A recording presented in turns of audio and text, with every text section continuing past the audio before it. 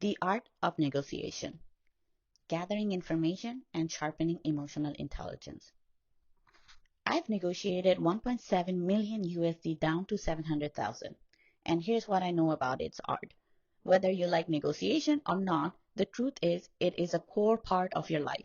You negotiate with your child about bedtime, with your partner about chores, with your boss about salary, in your business about contracts, and when buying home, and even with yourself about screen time. Every human being is constantly negotiating to navigate life, and there is an art to it. So many elements come into play, like instruments in an orchestra, creating one cohesive sound.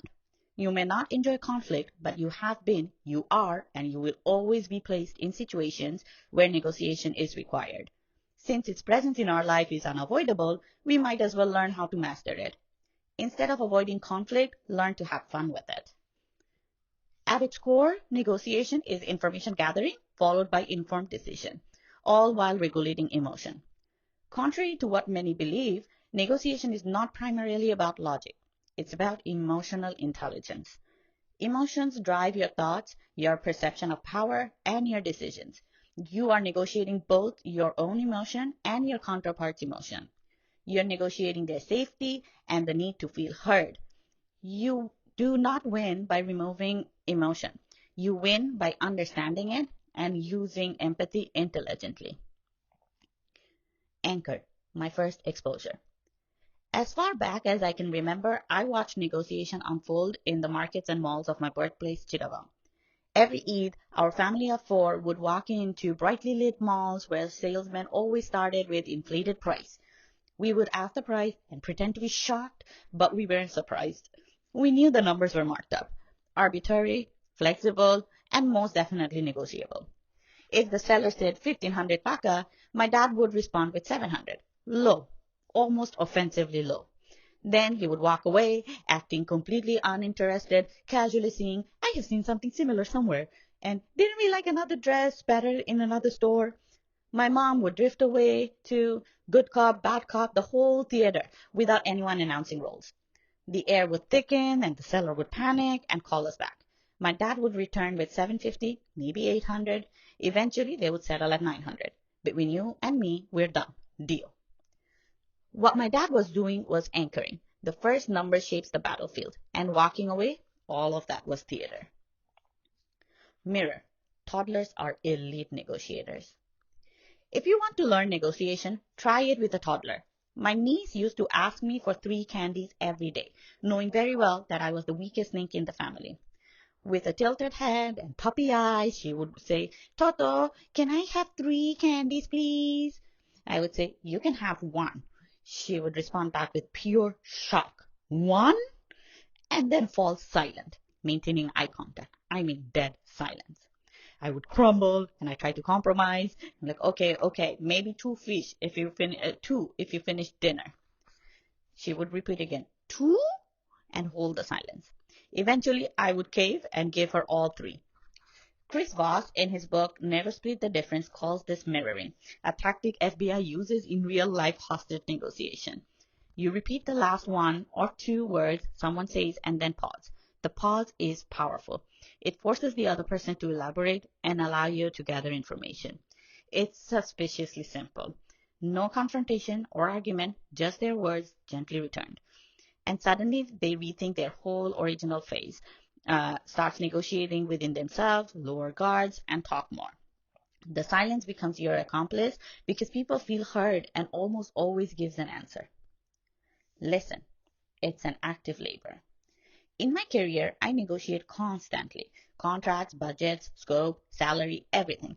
The biggest mistake people make is talking too much and giving away information that can later be used by your counterpart as tool.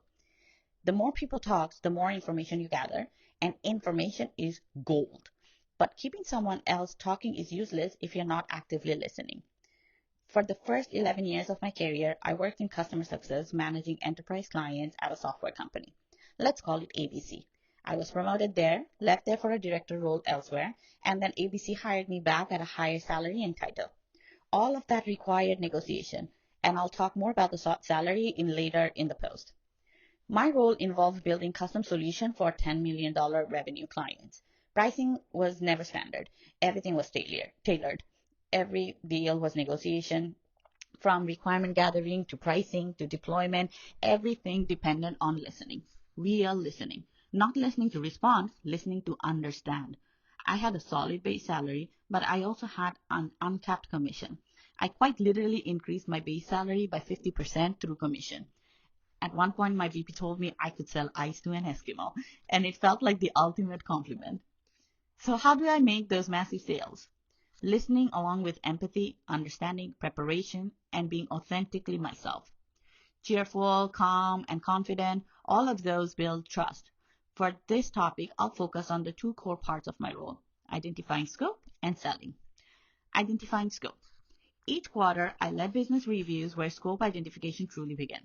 Most clients used our systems out of the box, and their revenue and public financial data made it clear that there were more value to unlock. I would always travel to do these meetings in person because of the 7, 38, and 55 rule, which is 7% of the communication happens through words, 38% through tone of voice, and 55% through body language. Scope identification meant surfacing problems they didn't yet realize they had. I started with proof, KPIs, efficiencies, and financial gains, clearer benefits from using our product. The numbers built trust. Then I asked open-ended questions about how the business was doing, how the business was really going, and what are the current pain points, where. Inevitably, real struggles surfaced, and those were golden opportunities. The key was active listening. In any negotiation, there are four voices: the person speaking, their internal thoughts, you listening, and your internal thoughts. The discipline is quieting your own internal narrator and focus on purely listening. Your energy can be felt by your clients, and they'd feel heard. I stopped being a vendor and became an ally. Under promise, over deliver, and trust compounds. Trust is leverage. After proposing my technical solution to the client that will solve their problems, I have to negotiate internally with the product teams, developers, and finance, and competing initiatives. There were enterprise clients like mine, medium-tier clients, and hundreds of small businesses, all competing for development resources. My job was to make my clients' initiatives the most strategically valuable. If we built for the biggest client, we could later replicate the solutions for smaller ones and generate additional revenue. That was my negotiation number 2. Pricing is perception. When it comes to price a custom solution, we framed it around value. If I showed you that the solution would generate $25 million in value over 3 years, then a $1.7 million upfront price tag felt logical. Perception is reality. I never positioned myself as the sole decision maker, even when I had the authority. I used we. I'll align with my leaders. I'll review with my product team. It bought time and shifted pressure. Sometimes I brought my VP for reinforcement. Business is theater, a very structured and well-orchestrated theater. Get to, that's right, not you're right. You are right is a dismissal. That's right is alignment. When I would summarize a client's concerns after our conversation, they responded with, yes, that's right. I knew confidence was built. If someone feels cornered, they'll say yes or you're right just to escape. That is not alliance, that's avoidance. Speak calmly, smile, lower your voice, and humanize yourself. People trust people with big projects, not companies. When needed, you can say no with warmth and without burning bridges. That is power. Today, I sit on the other side of the table negotiating vendors for 5 million contracts. I see every tactics clearly now: anchoring, urgency, framing, and because I know the playbook, I let them talk, ask mirroring questions, and then allow them to negotiate against themselves. Negotiation should excite you. It is not about personality type. There are tools, and these are tools anyone can learn. Deadline is man-made. Deadlines feel urgent, but many are manufactured. In corporate life, deadlines are tied to investor meetings and quarterly earnings. But zoom out and you'll see the pressure is strategic. When you panic, you make emotional decisions. When you breathe, you make strategic ones. I now create deadlines with vendors. If you don't close it by this day, I lose the quarterly budget. That urgency makes them act quickly and often lowering pricing. A rushed decision favors the calmer party. Creating deadline is a great strategy. Think about it this way. If you're trying to sell a house by a fixed date, you will most likely take the best offer you can get as soon as possible because you're rushing. However, if you have no time constraint, you can evaluate offer and keep your house on the market longer to get a best deal. However, not so long that it becomes suspicious and people start wondering why it's been sitting there. Again, it's an art of balancing. Salary negotiation, the power of open-ended questions. At one point, I was desperate to leave a company. I took a lateral move with a smaller raise with ABC just to escape. 3 months later, I regretted it. I absolutely loved the people at ABC, but I wasn't learning or fulfilled. So I started job hunting again. This time, I negotiated confidently from a position of abundance, not desperation. And that changed everything. I accepted a director role at XYZ with higher pay and bigger scope. 3 months later, my boss from ABC called and asked if I would consider returning. Now I was in power. When compensation came up, I asked, this is what I am currently making. How am I supposed to accept an offer that is lower? It became our problem, not mine. Instead of defending, he began solving. I followed with considering the revenue I generated over the years, what can be done for the budget you allocated for me. I didn't accuse, I positioned the value. He said, I'll fight for you. And he did. Preparation is the real confidence. Have fun with conflict. Get excited about it. No is a great start. Do not let a no discourage you. Every no is only going to take you closer to a yes. Under pressure, you don't rise to the occasion. You fall to the level of your preparation. Before my recent job negotiation, I did market research. I asked people in similar roles what they were making. I evaluated my current compensation. I set an optimistic but realistic target. I wrote it down so I wouldn't negotiate against myself. I knew my walkaway point. There is rarely a true win-win. Sometimes it's what people call a wimp win, when both sides compromise too quickly. I negotiated from the top range, and I got it. I also negotiated non-cash components like extra vacation, bonus structures, sign-on bonus, and relocation fees. Salary negotiation is not just about the base pay. It's about the entire package. Avoid why. It's a trigger defense. Ask what and how. They extend the conversation and shift problem solving. Empathy, your superpower. In Montreal, during my undergrad years, my landlord would raise rent yearly.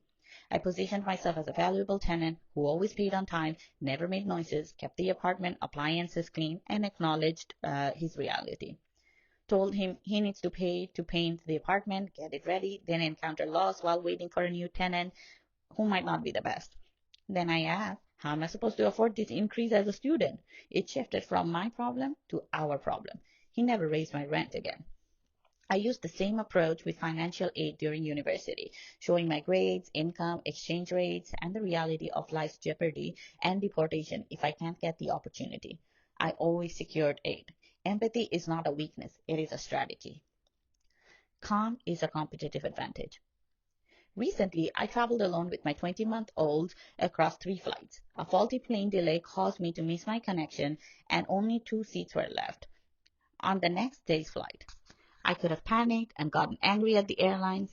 Instead, I regulated. First, I showed empathy. There must be a lot of rebooking you have to do right now. Then I asked, how am I supposed to stay overnight in Toronto without winter clothes for my toddler? That question shifted the problem. The agent found a route through Montreal, slightly longer but same-day arrival. Anger feels powerful as a customer, but calm and shared empathy gets results. If I had exploded and rushed, the airlines would have stopped helping after the first inconvenient option. Instead, I anchored calm, showed empathy, and shifted it to our problem solving. The acquisition audit. Sometimes I say, I know this may sound unreasonable, or I know these ads work for you, especially after layoffs when I'm giving more work to limited resources I've got. When you surface the fear first of your counterpart, you disarm it. You disarm it. You calm the amygdala before it hijacks the conversation. You shift from adversaries into collaboration. Since I started the conversation with setting the bar low for expectation, when I actually make the demand, it doesn't sound that bad to the audience. You are always negotiating. You are negotiating with your boss, your partner, your child, and yourself. Negotiation is not domination, it is discipline. discipline to listen, anchor, regulate emotion before reacting, and to stay calm no matter what. Over the years, I've realized negotiation is never about aggression. It is about calm leverage. The people who regulates emotion controls the tempo. The people who controls the tempo controls the outcome. When you stay calm, you gather clarity while listening. When you gather clarity, you create options. When you create options, and options move still. That's the real battlefield. Anchor calmly, mirror patiently, align emotionally, and close strategically. Most people negotiate with urgency. The strongest negotiator regulates first, speaks second, and decides last. It is all about understanding so deeply that the differences dissolve.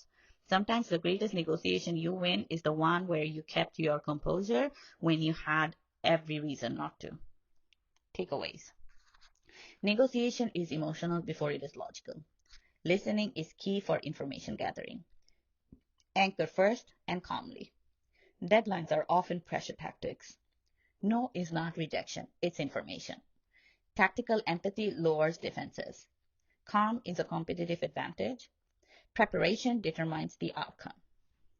This is Maisha Tarannum. Thank you so much for listening to my blog post.